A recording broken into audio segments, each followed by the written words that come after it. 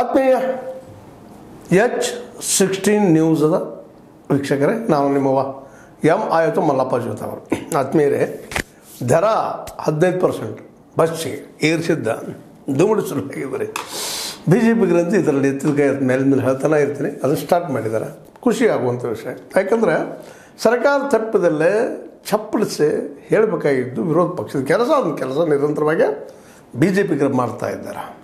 ಇದೊಂದು ಭಾಳ ಸಂತೋಷ. ಆದರೆ ಒಂದು ದುರಂತ ಏನಾಗ್ತಾ ಇದೆ ಇದ್ರ ಜೊತೆಗೆ ಅಂದರೆ, ಬಿ ಜೆ ಪಿಗರು ಮಾಡುವ ಈಗಿನ ವಿರೋಧ ಏನದಲ್ಲ, ಇದು ಅಷ್ಟು ಪವರ್ಫುಲ್ ಆಗ್ತಾಯಿಲ್ಲ. ಯಾಕಂದರೆ ಇವತ್ತು ರಾಮಲಿಂಗಾರೆಡ್ಡಿ ಅವರು, ಅಂದರೆ ಇವತ್ತಿನ ನಮ್ಮ ಸಾರಿಗೆ ಮಿನಿಸ್ಟರ್ ಅವರು ಹೇಳ್ತಾ ಇದ್ದಾರೆ, ನಿಮ್ಮ ಸಮಯದಲ್ಲಿ 47% ಎಷ್ಟು ರೀ 47.8% ನೀವು ದರ ಏರಿಸಿದ್ರಿ. ಈಗ ನಮಗೆ ಹೇಳ್ತೀರಿ ನೀವು ಒಮ್ಮೆಲ್ಲ 7 ಸಲ ಏರಿಸಿದಿರಿ ಅಂತ ಹೇಳ್ತಾ ಇದ್ದಾರೆ. ಅದಕ್ಕೆ ಆರ್ ಅಶೋಕ್ ಅವರು, ನೀವು 2013ರಿಂದ 15 ಹೇಳಬೇಡ್ರಿ, ನಾ ಇದ್ದಾಗ ಲಾಭ ಮಾಡಿಲ್ರಿ ಅಂತ ಇವ್ರು ಹೇಳ್ತಾರೆ. ಇದು ಯಾರು ಸುಳ್ಳ. ಮತ್ತು ಇನ್ನೊಂದು ಏನಾಗ್ಬಿಟ್ಟದಪ್ಪ ಅಂದರೆ, ಇವರು ಆಡಳಿತ ಮಾಡಿದ್ದರಿಂದಾಗೆ ಬಿ ಜೆ ಪಿಗರು ಮೊದಲಿನಿದ್ದು ಇವರು ವಿರೋಧ ಪಕ್ಷದಲ್ಲಿದ್ದರು, ಇವ್ರ ಕೈ ಅಧಿಕಾರ ಸಿಕ್ಕಿರಲಿಲ್ಲ, ಇವ್ರಿಗೆ ಜೋರದಂತೂ ಧ್ವನಿ ಇರ್ತಿತ್ತು, ಜೋರದಾರು ಮಾಡ್ತಿದ್ರು, ಮಾಡಿದ್ದಾರೆ. ಈಗೇನಾಗ್ಯದಪ್ಪ ಅಂದ್ರೆ, ನೀವು ಮಾಡಿದಾಗ ಏನು ಮಾಡಿರಿ ಅಂತ ಇವ್ರು ಕೇಳ್ತಾರೆ. ಇನ್ನು ಸೆಂಟ್ರಲ್ದಾಗ ಹಿಂಗಾಗಿದ್ರಿ.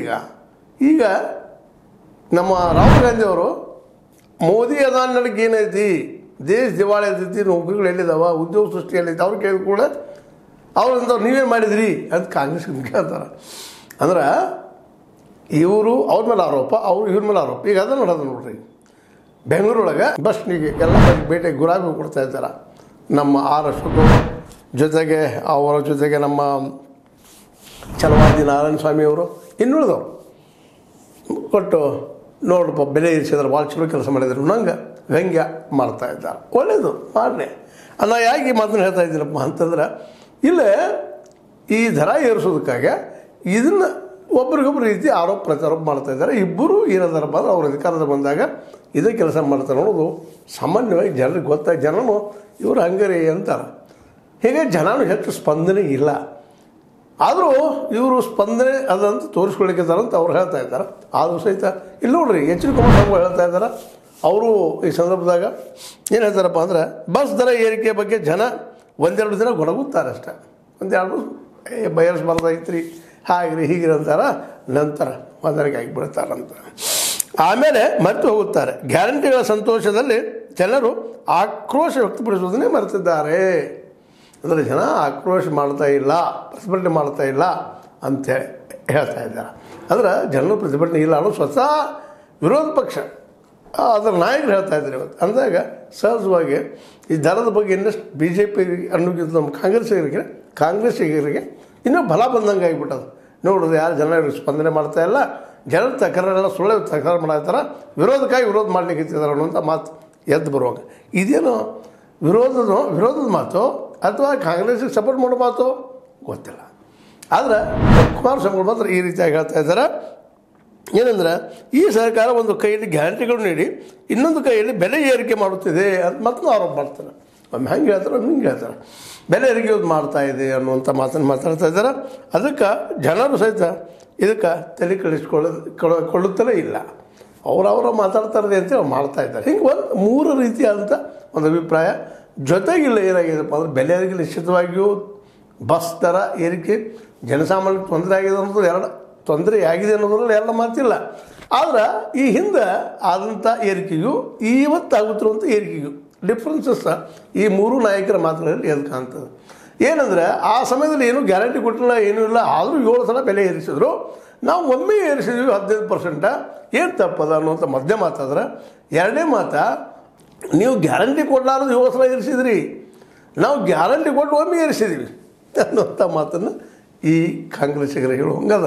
ಅಂದರೆ ಒಟ್ಟಾರೆಯಾಗಿ ಈ ಬೆಲೆ ಏರಿಕೆ ಸಹಿತ ಇವತ್ತು ಏನಾಗಿಬಿಟ್ಟಿದಪ್ಪ ಅಂದ್ರೆ, ಒಂದು ಬೀದಿ ನಾಟಕ ಆದಂಗೆ ಆಗಿ ಹೋಗ್ಬಿಡ್ತೀನೋ ಅಂತ ಅನ್ನಿಸ್ತಾ. ಆದರೆ ನಿಜದ ಅರ್ಥದಲ್ಲಿ ಜನಸಾಮಾನ್ಯರಿಗೆ ಈ ದರ ಏರಿಕೆ ಇಷ್ಟು ದೊಡ್ಡ ಪ್ರಮಾಣದಲ್ಲಿ 15% ಏರಿಸೋದು ಬೇಕಾಗಿತ್ತ ಅಂತೇಳಿ. ಹೌದು, ಫ್ರೀ ಕೊಟ್ಟಿದ್ದಕ್ಕಾಗಿರ್ಬೋದು, ಮತ್ತೇನೋ ಆಗಿರ್ಬೋದು, ಅಲ್ಲೇ ಭ್ರಷ್ಟಾಚಾರ ನಡೀತಿರ್ತದೆ.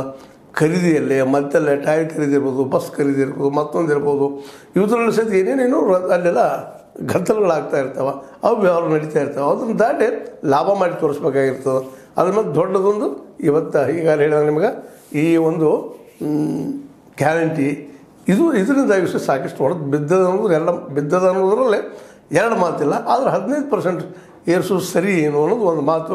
ಬಟ್ ಆದರೂ ಸಹಿತ ಜನ ಗೊನಗ್ತಾರೆ, ನೋವಾಗಲಿ ಹತ್ತದ್ರಿ. ಮತ್ತು ಇನ್ನೊಂದು ಸ್ಟ್ರೈಕ್ ಮಾಡೋದು ನಿಲ್ಲೋದಕ್ಕೆ, ಹೋರಾಟ ಮಾಡೋದು ನಿಲ್ಲೋದಕ್ಕೆ ಪಾಪ ಇವತ್ತು ಶಕ್ತಿನೂ ಉಳಿದಿಲ್ಲ ರೀ ಜನರಲ್ಲೇ. ಯಾಕಂದ್ರೆ ಮೊದಲೇನು ಆಗ್ತಿತ್ತು, ಒಂದು ಸ್ಟೇಟ್ ಬಿಡಪ್ಪ ಒಂದು 2 ದಿನದ ಅದು ಒಂದು 10 ನಿಮಿಷದ 15 ನಿಮಿಷ ಸಂತ್ಯದ ನಾವು ಹೋರಾಟ ಮಾಡ್ಬೋದು ಅಂತ ಹೇಳ್ಬೋದು ಈ ಕುಟುಂಬಗಳು. ಇವತ್ತು ಹಾಗಿಲ್ಲ. ಇವತ್ತು ಹೆಚ್ಚು ಕಡಿಮೆ 80-90% ಜನ ಇವತ್ತು ದುಡಿಲಿಲ್ಲ ಅಂದ್ರೆ ಅವ್ರು ಹೊಟ್ಟೆಗೆ ಹಿಟ್ಟಿಲ್ಲ, ಬದುಕೋದು ಕಷ್ಟ ಅದ. ಈಗ ಯಾವ ಸ್ಟ್ರೈಕಿಗೂ ಬೆನ್ನು ಹತ್ತು ಸತಿಯೊಳಗೆ ಜನ ಇಲ್ಲ. ನಾವು ಅನ್ಬೋದು ಏನು ರೀ ಜನರಲ್ಲಿ ಪ್ರತಿಭಟನಾ ಶಕ್ತಿನ ಹೋಗಿಬಿಟ್ಟಿದ್ದೇನೆ ರೀ ಅಂತೇಳಿ. ನಾವು ಅದು ಹೋಗಿಲ್ಲ ರೀ, ನಾವು ಹೋಗುವಂಗೆ ವ್ಯವಸ್ಥೆ ಮಾಡಿ ಹೋಗಿಬಿಟ್ವಿ ಅವ್ರಿಗೆ, ಹೊರಗೆ ಬರ್ದಂಗೆ ಮಾಡಿಬಿಟ್ವಿ. ಯಾಕಂತಂದ್ರೆ ಸ್ಟ್ರೈಕ್ ಮಾಡಿದ್ರೆ ಪ್ಯಾಟ್ ಬಂದ್ ಆಗ್ತದೆ, ಮಾರ್ಕೆಟ್ ಬಂದ್ ಆಗ್ತದೆ. ಮಾರ್ಕೆಟ್ ಬಂದಾದಪ್ಪ ಅಂದ್ರೆ ಪಾಪ ಅವತ್ತು ದುಡಿದು ಅವತ್ತು ತಿನ್ನುವಂಥ ಜನ ಇದ್ದಾರೆ ಸಾಕಷ್ಟು. ಹೇಳ್ತೀನಿ ನಿಮ್ಗೆ 90% ಜನ ಇದ್ದಾರೆ. ಮತ್ತು ಇನ್ನುಳಿದ ಮೇಲೆ 10% 15% ಜನ ಅವ್ರು ಒಂದು ತಿಂಗಳದೆಲ್ಲ ಸ್ಟೋರ್ ಮಾಡಿಟ್ಕೊಂಡಿರ್ತಾರೆ ಮನೆಯೊಳಗೆ. ಮತ್ತು ಉಪವಾಸ ಬಿಡೋರು ಯಾರಪ್ಪ ಅಂದ್ರೆ ಯಾರು ಕೆಂಪು ಬಸ್ನ ಅತ್ಯಂತ ಕಡಿಮೆ ಬೆಲೆಯಲ್ಲಿ ಅಡ್ಡಾಡ್ತಿರ್ತಾರಲ್ಲ ಅವ್ರಿಗೆ ಮತ್ತೆ ತೊಂದರೆ ಆಗುವಂಥದ್ದು.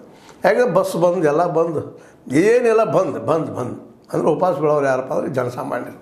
ವ್ಯಾಪಾರಿಗಳು ಉಪವಾಸ ಬಿಡೋದಿಲ್ಲ, ಸ್ವಲ್ಪ ಅಧಿಕಾರಶಾಹಿನೂ ಉಪವಾಸ ಬಿಡೋದಿಲ್ಲ, ಇದು ಅನುಕೂಲಸ್ಥರು ಅವರು ಉಪವಾಸ ಬೀಳೋದಿಲ್ಲ, ಏನೋ ಮಾಡ್ಕೊಳ್ತಾರೆ, ಹೆಂಗೋ ಜಗ್ತಾರೆ. ಬಟ್ ಆ್ಯಕ್ಚುಲಿ ಉಪವಾಸ ಬೀಳೋರು ಬೀದಿಗಳಲ್ಲಿ ಕೆಲಸ ಮಾಡುವಂಥವ್ರು, ರೋಡ್ಗಳಲ್ಲಿ ಕೆಲಸ ಮಾಡುವಂಥವ್ರು, ಆವತ್ತು ದುಡ್ದು ಆವತ್ತು ತಿನ್ನುವಂಥವ್ರು, ಕೂಲಿಕಾರರು, ಮುಂದೆ ಇಂಥವ್ರೆಲ್ಲರಿಗೂ ತೊಂದರೆ ಆಗ್ತದೆ. ಅದಕ್ಕಾಗಿ ಇವತ್ತು ಯಾರೂ ಈ ಸ್ಟ್ರೈಕ್ದಲ್ಲೇ ಮತ್ತೊಂದರಲ್ಲೇ ಹೋಗ್ತಾ ಇಲ್ಲ. ಮತ್ತು ಯಾಕೆ ಹೋಗ್ತಾ ಇಲ್ಲ ಒಂದೇ ಕಾರಣ, ಉದ್ಯೋಗ ಇಲ್ಲ ಅಂತ. ಉದ್ಯೋಗ ಇಲ್ಲ, ಬದುಕು ಶಕ್ತಿ ಇಲ್ಲ, ಕೊಳ್ಳು ಶಕ್ತಿ ಇಲ್ಲ. ಇವೆಲ್ಲ ಕಾರಣಕ್ಕಾಗಿ ಈ ಒಂದು ಮೂಮೆಂಟಲ್ಲಿ ಜನ ಕಾಣ್ತಾ ಇಲ್ಲ. ಆದರೂ ಅಡ್ಡಿ ಇಲ್ಲ, BJPಗರು ರೂಢಿಗಳಿದ್ದಾರೆ, ಜನರ ಸಮಸ್ಯೆ ಬಗ್ಗೆ ಹೇಳ್ತಾ ಇದ್ದಾರೆ. ಆದರೆ ತಾವು ಅಧಿಕಾರಕ್ಕೆ ಬಂದಾಗ ಏನು ಮಾಡಬಲ್ಲರು ಅನ್ನೋದು ಒಮ್ಮೆ ಮಾಡಿ ತೋರಿಸಿದ್ದಾರೆ. ಆದರೂ ಅವ್ರಿಗೆ ನಾವು ಈ ಸಂದರ್ಭದಲ್ಲಿ ಹ್ಯಾಟ್ಸಪ್ ಹಾಕಿ ಹೇಳ್ಬೇಕಂದ್ರೆ ಇವತ್ತು ಜನ ಸುಮ್ಮನಾಗಿದ್ದಾರೆ. ಅವ್ರ ಪರವಾಗಿ ಅವರು ಸ್ಟ್ರೈಕ್ ಮಾಡ್ತಾ ಇದ್ದಾರಲ್ಲ, ಅದು ಸಮಾಧಾನ. ಆದರೆ ಎಷ್ಟರ ಮಟ್ಟಿಗೆ ಅದು ಎಫೆಕ್ಟ್ ಆಗ್ತದೆ, ಎಷ್ಟರ ಮಟ್ಟಿಗೆ ಅದು ಕಾರ್ಯರೂಪಕ್ಕೆ ಬರ್ತದೆ ಅನ್ನೋದು ಅದು ಬೇರೆ ವಿಷಯ. ಯಾಕಪ್ಪ ಅಂತಂದ್ರೆ ಈ ಆಡಳಿತ ಪಕ್ಷನೂ ಅಂದರೆ ಕಾಂಗ್ರೆಸ್ಸು ಇವತ್ತದು ಈಗಾಗಲೇ ಇವರು ಹಾಕಿದಂಥ ಅನೇಕ ಬಾನ್ಸರ್ಗಳಿಗೆ ಅಂದರೆ ಬಾರಿಂಗ್ ಮಾಡ್ತಾಯಿದ್ದಾರೆ. ಇವರು ಅವರ ಆಡಳಿತ ಆಟ ಆಡ್ತಾ ಇದ್ದಾರೆ, ಇವರು ಬಾರಿಂಗ್ ಮಾಡ್ತಿದ್ದಾರೆ. ಅನೇಕ ಬಾನ್ಸರ್ಗಳನ್ನು ಶಿಕ್ಷರ್ ಎಬ್ಸಿದ್ದಾರೆ. ಈಗ ಅಂದ್ರೆ ಗೊತ್ತಾಯ್ತು ನಿಮಗೆ, ಅದನ್ನು ಹಿಂದೆ ಸರಿಸಿದ್ದಾರೆ. ಈ ಬಾಲಿಂಗ್ ಈ ಶಿಕ್ಷರ್ ಏನಾಗ್ಬೋದು, ಶಿಕ್ಷರ್ ಆಗ್ಬೋದಾ ಅಥವಾ ಬೋಲ್ಡ್ ಆಗ್ಬೋದಾ ಅಂತ ಅನ್ನೋದು ಇನ್ನು ಮುಂದಿನ ದಿನದಲ್ಲಿ ಗೊತ್ತಾಗ್ತದೆ. ಬಟ್ ಸ್ಟ್ರೈಕ್ ಮಾತ್ರ ಮಾಡ್ತಾಯಿದ್ದಾರೆ. ಅವ್ರು ಸ್ಟ್ರೈಕಿಗೆ ಯಾರಾದರೂ ಬೆಂಬಲ ಸೂಚಿಸಬೇಕಾಗ್ತದೆ. ಯಾಕಂದರೆ ಜನಸಾಮಾನ್ಯರ ಸಮಸ್ಯೆ ಇದು. ಬೆಲೆ ಏರಿಕೆಯಿಂದಾಗಿ ಈಗ ತತ್ತರಗೊಂಡಿದ್ದಾರೆ, ಕೊಳ್ಳು ಶಕ್ತಿ ಇಲ್ಲ, ಜೊತೆ ಉದ್ಯೋಗ ಇಲ್ಲ. ಇಂಥ ಪ್ರಸಂಗದಲ್ಲಿ ಸ್ಟ್ರೈಕ್ ಮಾಡೋಕ್ಕೆ ಶಕ್ತಿ ಇಲ್ಲ, ಆಂದೋಲನ ಮಾಡೋಕ್ಕೆ ಜನ ಹೋಗ್ತಾ ಇಲ್ಲ. ಎಲ್ಲ ಕಾರಣಕ್ಕಾಗಿ ಇವತ್ತು ರಾಮಲಿಂಗಾರೆಡ್ಡಿ ಅವರು ಹೇಳುವಂಗೆ ಅವ್ರು ತಮ್ಮ ಏನು ಮಾಡ್ಕೊಂಡ್ರಪ್ಪ ಅಂದ್ರೆ ಸಮರ್ಥನೆ ಮಾಡಿಕೊಂಡ್ರು.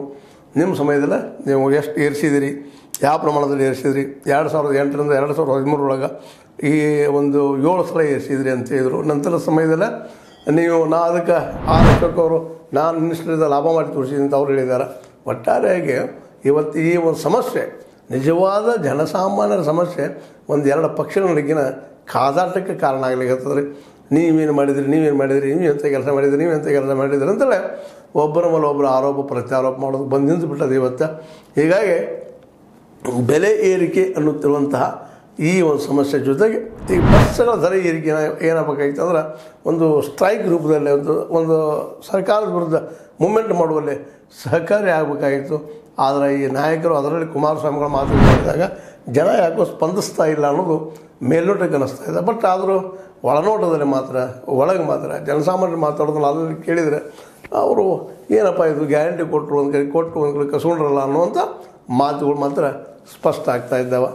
ಇದರಿಂದಾಗಿ ಇಂದಿಲ್ಲ ನಾಳೆ ಕಾಂಗ್ರೆಸ್ ಪೆಟ್ಟು ಬಿಡೋದು ಗ್ಯಾರಂಟಿನ ಬೀಳದೇ ಇರಲಿಕ್ಕೆ ಆಗೋದಿಲ್ಲ ಅನ್ನೋಂಥ ಒಂದು ಮಾತು. ಜೊತೆಗೆ ಇನ್ನೊಂದು ಮಾತು BJPಗರಿಗೆ ಹೇಳುವಂಥದ್ದು ಏನಪ್ಪ ಅಂದ್ರೆ, ನೀವು ಈ ಎಲ್ಲದಕ್ಕೂ ಗ್ಯಾರಂಟಿ ಕಾರಣ ಅಂತ ಹೇಳ್ತಾ ಹೋದರೂ ಜನ ಮಾತ್ರ ಗ್ಯಾರಂಟಿಗೆ ಒಗ್ತಾ ಇದ್ದಾರೆ.